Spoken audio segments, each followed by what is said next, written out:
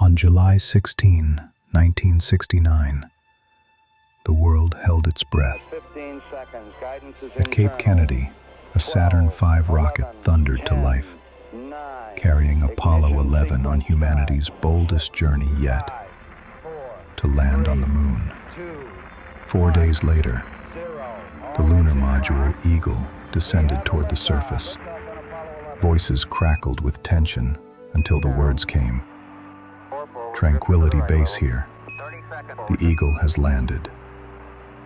Around the globe, cheers and tears followed. Humanity had arrived on another world. Then came the step that changed history. Neil Armstrong placed his foot on lunar soil, declaring, "One small step for man, one giant leap for mankind." Buzz Aldrin joined him, gazing at the silent horizon he called magnificent desolation. Together they explored, gathered samples, and raised the flag beneath a new sky. When their work was done, the Eagle rose back into orbit, rejoining Michael Collins above. The journey home was smooth and steady.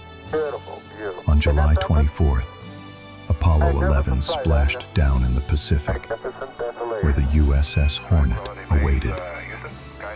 In just 8 days, 3 men carried the hopes of millions. Apollo 11 was not only a triumph of science and engineering, but of imagination and courage. It proved that, united, humanity could reach beyond Earth and touch the stars. Apollo 11, this is Hornet, over. Apollo 11, Apollo 11, live and clear.